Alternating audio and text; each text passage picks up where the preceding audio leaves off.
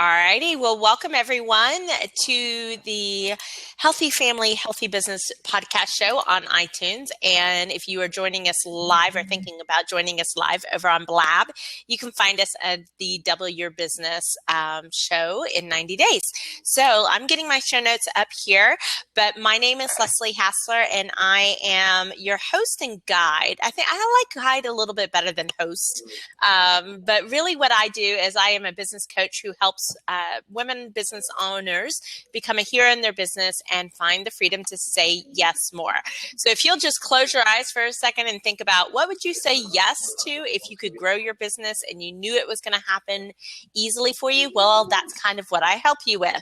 So it's something different for everyone. So I always love that. But I'm not going to be about the hustle and grind. That's not what this show is about. It's not what I'm about. It is about growing your business by working smarter, having good work-life balance, and a lot of your life left over to enjoy it. Right, Amy? Yes, indeed. And as always, we have my VA, Amy Blesser, joining us here because I don't like to be alone on Blab. So Amy and I, so it is, if you're listening and you're live, it's the beginning of summer. And so I have my headset on and we're trying a whole bunch of new stuff because we have a lot more people around us day to day right now for the next 3 months than we're necessarily used to in our business. And maybe that's something you're struggling with as well. Or I won't say struggle, right, Amy? Because it's not a struggle. It's a balancing act. It's a new balancing act that we all have to learn. So I have my headset on, so maybe you won't hear the door open and close and somebody come in and say, "Hi, Mom, I'm home." But, today we're talking about some surefire ways to up-level your social media marketing. And I talked a little bit about this in a Facebook Live little episode that I did this morning. And that's kind of a little personal challenge I'm doing to myself to try to do it for the next month. And I talked about social media as a marketing strategy. Now, I'm going to start off by saying I don't consider myself to be a social media specialist expert at all. What I know is I'm going to talk to you as a entrepreneur who is probably average to maybe a little more above average when it comes to social media, how I've seen it work in my business, how I've seen it work in my client's business, and really some of the things to help demystify that. So that's what we're talking about today. If you are on Blab, feel free to join in on the chat. I've got Amy's going to help us out and make sure that we greet you as you come in here. But if you have questions, please let us know what those might be so we can answer those for you as well. So the first question we're going to tackle, or the first kind of topic, is really and easily, how do you determine when and where you need to be in social media? Well, it's really easy, let me tell you. It's really not that hard, but there's a few things that we have to understand about social media. So social media is a long-term marketing strategy. And what that means for me is really it's something that you're going to have to invest a lot of time, energy, and money into in order to see a result from it. And it's going to take time. Typically, I would say when it's a long-term strategy, maybe as early as 9 months, maybe as long as 18 months or 2 years. So social media is not a quick fix. It is not I'm going to hop on today, become a rock star tomorrow type of a marketing medium. Amy, would you say for everyone that you see on social media, even some of the biggest experts out there, it's not a quick fix thing that I think so many people think social media is? Oh, definitely not. You need to have a strategy behind it, and there's really a process involved. Process is a really good word. We're going to actually talk about that a little bit because if you don't have a process when it comes to social media, you will be on it all the time. Yeah. Right? You will get sucked in. I can just hear the Facebook suck going right, kind of being in there. But so if you're going to start off with, okay, where do I need to be? What do I need to do? I get that it's a long-term marketing strategy, so it's something I'm going to be in for the long haul. Here's a couple of things. There are some big generalities. Facebook right now is tending to be older, still a little bit more female dominated than male dominated.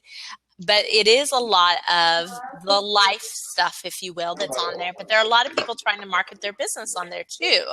If you look at Twitter, Twitter's known to be a little bit more of kind of almost its own news bureau nowadays. The news and other companies monitor Twitter to see what's trending and what they can use in their own publications and broadcasts. It's also a little bit more business. I always think of Twitter as a little bit more business to business versus business to consumer. There's a lot of people out there talking. You've got LinkedIn, which is obvious. That's a business-to-business type of medium. You've got Google Plus, which maybe isn't as popular as, and I used a little air quotes for those who might be listening to it, popular as some of the other social medias, but there's a lot of reasons why you might consider it. Number one, it's supported by Google, and anything you produce in the Google world helps your SEO, which is a great reason to be doing social media. Then you've got things like Pinterest, which is a little more visual, a little bit more product driven, and also a huge female market. And then you have Instagram, Snapchat. I mean, I guess I could go on for days, but I wanted to hit the big guys so that you can see what's out there. So every channel has its own audience. But having said that, I can have two businesses as clients that do the exact same thing, have different areas that would work. So for instance, interior design is a really easy one. I've had clients that do better on Pinterest than they do on Facebook. I've known interior designers that get their clients from Facebook. And so you're asking, how is it that one industry, two businesses in one industry can't use the same medium? Well, that's where your client demographic comes in, but also about where your clients are. So if your clients are, let's say, 60s and above, maybe they're not even on social media and you don't need to be talking to them there. You might be choosing social media for another reason. So every business type doesn't necessarily kind of fit in a round circle peg, into one social media. So with that, you've got to have a little bit more of an experimentation. I think that's why so many people, when you hear them talk about social media, they're not really willing to commit to you where you need to be, because it's not just as a simple answer of, oh, well, you market to women, so you need to be on Pinterest and Facebook, right? It's very different. Now, Amy works with a lot of different companies, and probably what works for one company doesn't work for another at all, no matter how successful, company A might be in it. And she's shaking her head yes. Absolutely, yes. It's just a very personal in the way of your business about which one you're going to go. So you have to think about where your clientele is. I've had doctors' offices as clients who've used Facebook very well. And part of the reason it worked so well for them is it showed that they really were in the community, as a family health and wellness, and that's what they did. And so showing family made good brand sense, but maybe an orthopedist, that doesn't make a whole lot of sense. Maybe that's a better LinkedIn and Google. So it's just a bit of understanding that there's not a one size fits all. You may have to be doing a little bit of playing to see if something works. And we do that all the time at Your Biz Rules. I play a lot, don't I? Yep. If I didn't play, I wouldn't find out what would work. So that's really, the big reason of it. You also need to keep your goals in mind. Remember, I talked about results. We want social media to be doing something because you will be investing a lot of time. It doesn't week to week need to be a huge amount of time. But if you put in an hour a week for a whole year, that's 52 hours. The hours add up. So let's talk about what some of those goals might be when it comes to social media. You might be looking for brand awareness. I'm going to tell you, if you're not like super mega Fortune 100 company, then you probably don't need to be worried about brand awareness. I think you should be more worried about becoming findable. You want to dominate when somebody puts in, business coaching, Dallas, you want to be all over the place. If it's time management, if it's, chiropractic, if it's, whatever your niche is, social media can help you dominate the search engines, and that's a very important reason to do this. It can also have the expert status support. So, for instance, if you're speaking, like, you guys know that I love to speak, and if you got a group you need me to speak at, you reach out and you let us know. And Amy also does a lot of reaching out for me. But having a social media audience adds value. It just is kind of a third-party validation that you might know what you're talking about. Now, you still have to fulfill on it, but it does help with that expert status, especially if you do need to do speaking or you're looking at really community building as part of your business model. With that community building, it's also about building an audience and being engaging. I've got a colleague that has a community that's really growing, and we've been talking about what her business model could be. Well, if what she's really good at doing is building community and getting a community to be engaged, there's no reason why she can't build her business model to support that, so that she's, maybe the community is not paying, and maybe everybody else that wants to be able to get in front of their audience is sponsors and things like that. So there's more than one way to kind of skin that cat, I suppose. You may be looking to educate. I have yet to meet a business that doesn't feel like they have some educational hurdles with their potential clients. And this is one way to be able to get out there. So that's really, I know it's a little vague when you talk about how to determine where and when you need to be, but I want you to understand that there's no one clear-cut cycle. It does have to be a little bit about trying. But don't worry, in a few minutes, I'm going to share with you how to leverage what you're doing to get on as many platforms as you can with minimal amount of effort. So, Great. How are we doing, Amy? It seems like we have a quiet show online. We still have a couple eyeballs there. Mm-hmm. We do have a quiet show, but we have a couple of people who are have not decided to move over and join us live. So if you are watching there in the background, come on over and join us live. And after a little while, Leslie will take questions, and you can also say howdy and ask your questions just in the chat. So we'd love to have you come on. I love that. Howdy. I love that I'm not the only person. And I'm sitting here in my living room really realizing that I didn't turn on the AC. Oh. So it's really warm. So if I start, getting a little hot, you'll understand. So that was kind of the first part. Did I miss anything out there, Amy, from when you hear people talking about social media, questions they have about when and where they need to be? No, you were very thorough. And I've seen it in my businesses with different clients I have some clients that do really well on LinkedIn, but get no traction on Facebook at all, and vice versa. So it really is a matter of kind of, testing your market and finding out where your people are in order to, get the best returns. I don't think I really addressed the win part. And, there are ideal times when most of the people are on Facebook or, Twitter, using one medium versus the other. But if you also have a business that's maybe not so time driven, then that might not be a concern for you. I know it because we could service anybody, within our waking hours. I don't really worry about time, because if I'm reaching somebody in England, it doesn't bother me. In fact, I think it's pretty darn cool to be able to talk so far. When I was a kid, the only way you could do that was ham radio. It was the only way you could do it. And we actually had a ham radio in our house growing up. So I grew up on the CB. Maybe that's why I'm so easy just to get up here and talk.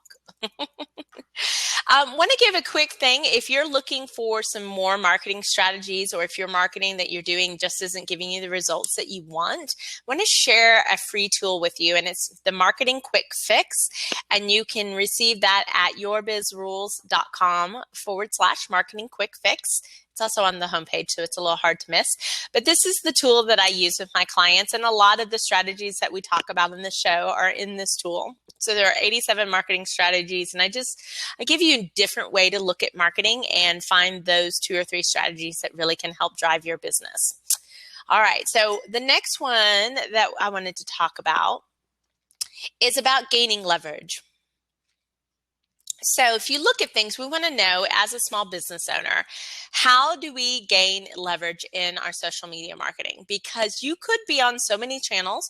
You could be writing posts all day long and interacting all day long, but it's not effective and it's not a good use of your time, in all honesty. Remember, I said it's a long-term strategy. So a lot of times if you need to bring money in the door, you need to be looking at other strategies to do that.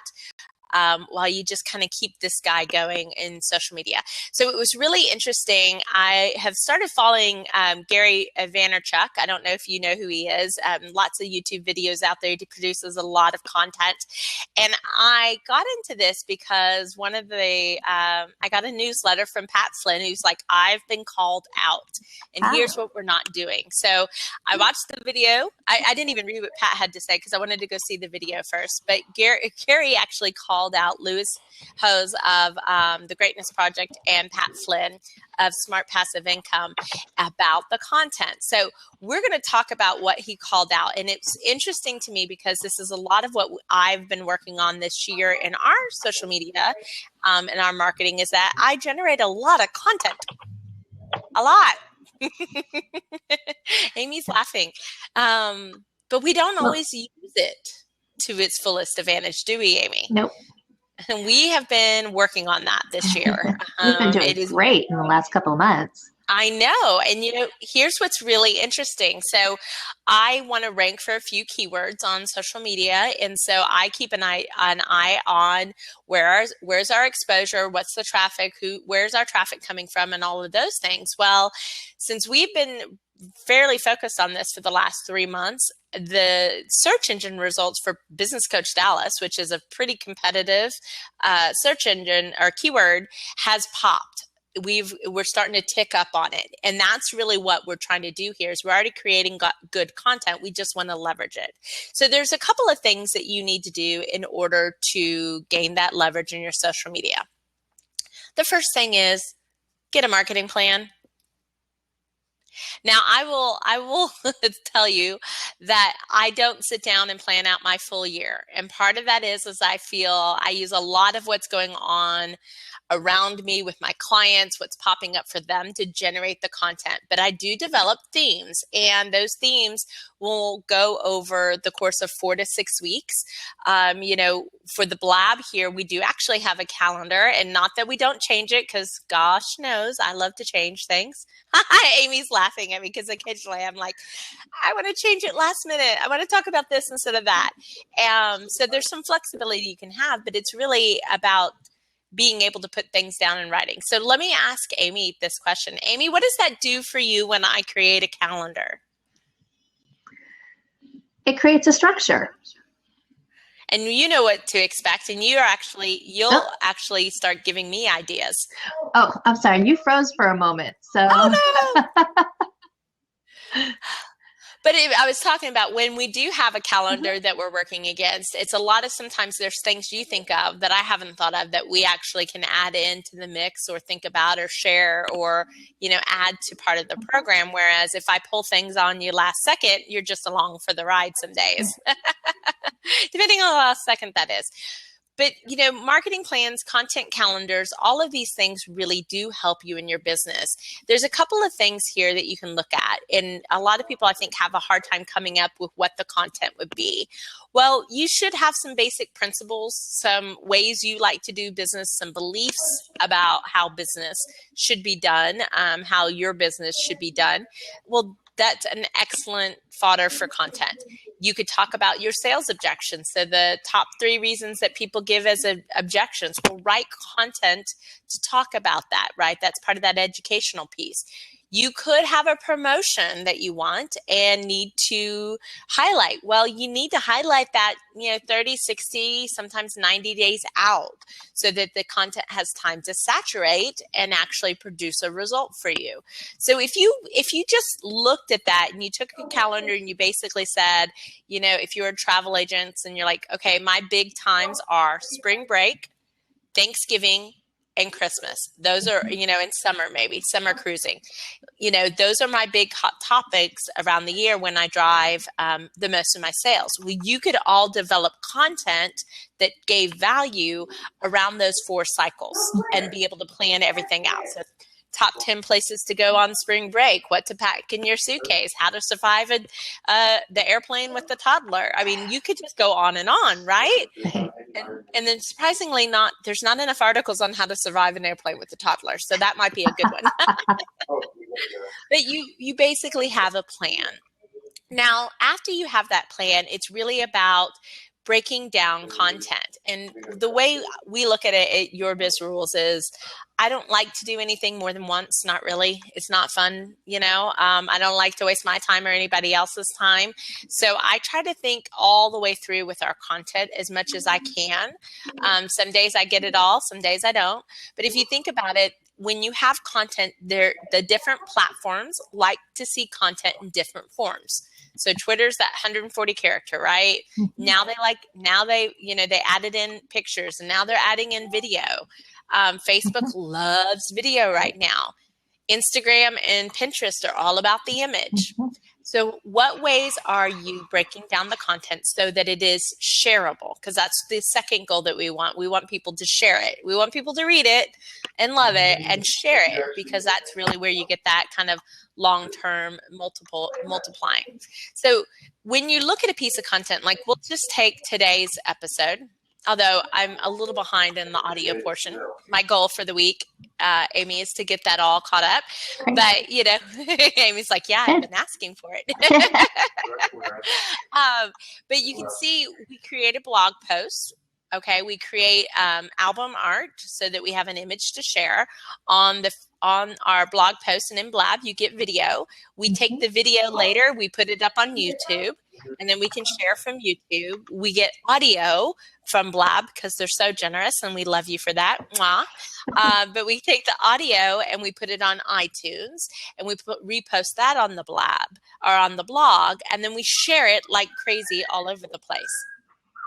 That's 1 hour of my life shared, and we get to share it on how many platforms? So iTunes, Blab, Facebook, Twitter, LinkedIn, Pinterest, YouTube. Am I missing? Instagram.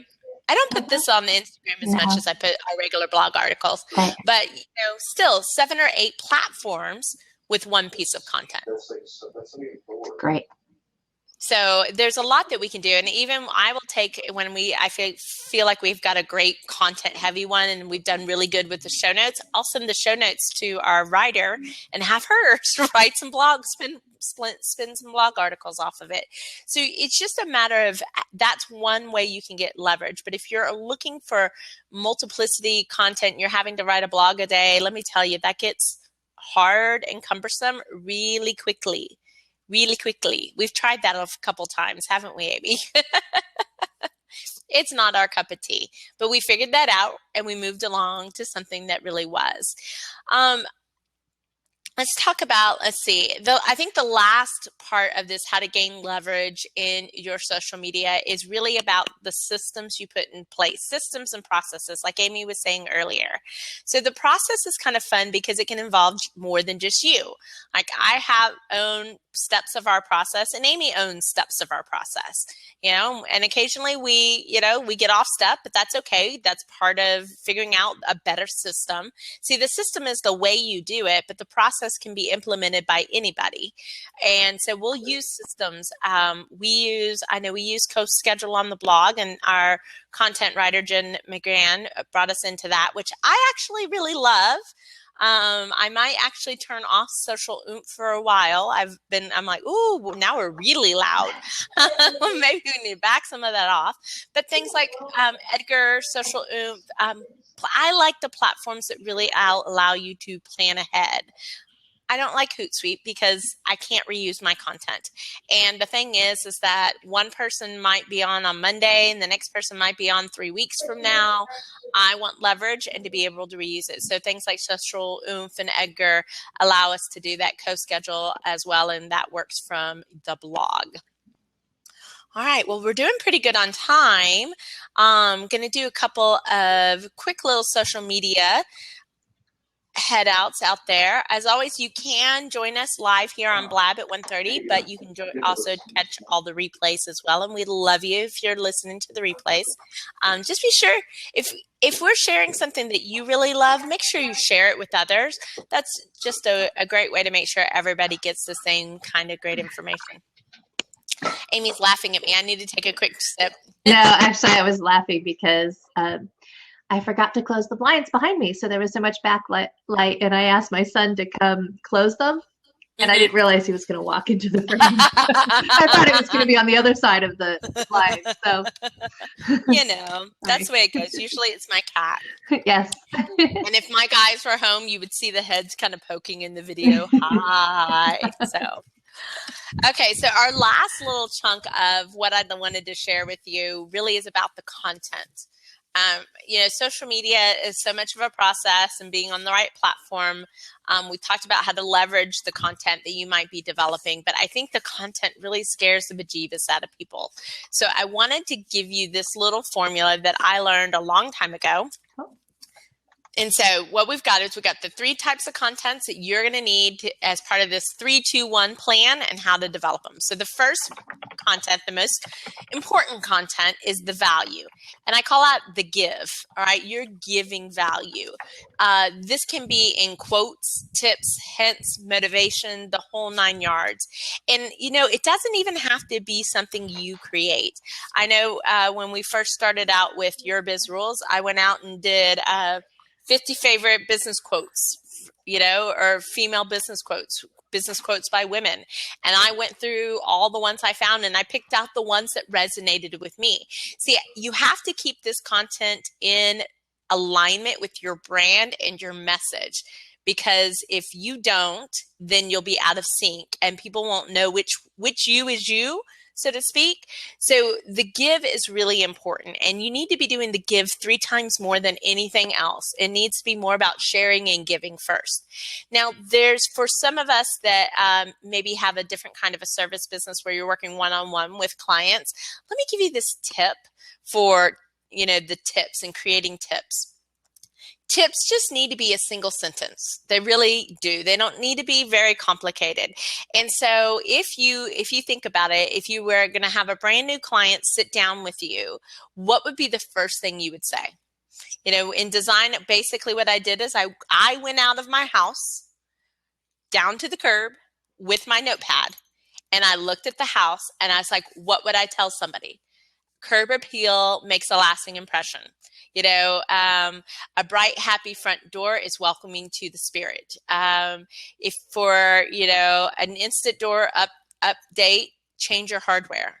Do you see? It's just like little tips that you would actually do. So as business coaching, I might be, you see all the ones I do, but, it could be time wasted is time lost. Money is time. Don't waste your time or your money. Something of that nature. So the tips can really help kind of get you going, but as well as that is anything motivational. Motivational does have a high shareability factor.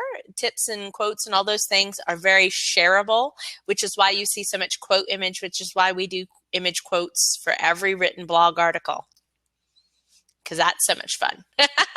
It's actually a lot of fun, and we come up with some really good ones, but it's the image that makes it shareable, not just the content. Okay, the second category of content that you can have is called what I call the curation, or if you think about it, it's the point. It's the look over there, look over here. Wow, isn't that great? It's the point, okay? And the point should be done 2 times more than our last category. So we've got the value, that's 3 times more. Curation is 2 times more. So if you think about it, there are industry articles, there are magazines out there producing content, there's other channels that are producing educational content. Well, again, if it's in alignment with your brand, if it's something that you believe in, like go in and scan the article at the very least and make sure you would say the same thing and share the content. Now, what's great about this is I kind of put your blog in here as well. So we're driving traffic with the curation or the point. Come check this out. Watch this video, listen to this podcast, read this article, top 3 tips. All of those things are very curation type of things. So you can put your blogs in here, but share with others. Now, what's really interesting is when you do share a lot in your social media, you'll have people looking to share you. And that's really as valuable as sharing your own stuff is. My throat's getting a little dry today, so excuse me for a second. And then our last kind of type of content is the promotion, or the ask, if you will. So this is the one that should be the least in any platform, but you should have some in here. So I noticed as we're sitting here focusing in the last 3 months on really driving great content and multiplying it and using it everywhere, we haven't done as many promotion. That's okay, but it's something that I've noticed. I'm like, oh, we've got to work this back into the schedule, because it's okay for you to have a promotion for the ask. So you might be asking them to sign up for a free gift. You could ask them to attend a webinar. You could ask for a sale, a flash sale. You could do a lot of different ways to have the promotion and get that to work. So those are your 3 types of content: the value, the curation, and the promotion. So you want the value most, curation, and then promotion as you plan out your social media. Making sense, Miss Amy? It sure does. Yeah. What do you like the most out of the 3 types of content? Oh, I guess it's a combination between the value and the curation. And that's really what a lot of people are doing. You're giving enough, so it's okay for you to ask later, Right. because nobody out there wants to be hit up hard in sales all day long. So it is a kind of a give and take from there. Well, that's about the most that I have ready to share with everyone as far as the content goes, and really being able to up level your social media. I know we've got a quiet crowd today.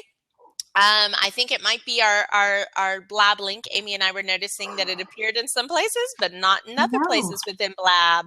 So it could just be that we were meant to be quiet. We were meant to be quiet, and you'll catch this on the replay. So for that, I will go ahead and say, if you'd like to take advantage of that marketing quick fix and grab that and use it in your business, then go over to yourbizrules.com/marketing quick fix. And then join us next week. We'll actually have a guest, is business money strategist, Justin Krane. And we're going to be talking about the astonishing simple way you need to be running your business. So that's it for today, guys. Have a profitable and beautiful and a lot of fun week, and we'll talk with you soon. Thanks, Amy, for being with us. No problem. Thank you, Leslie.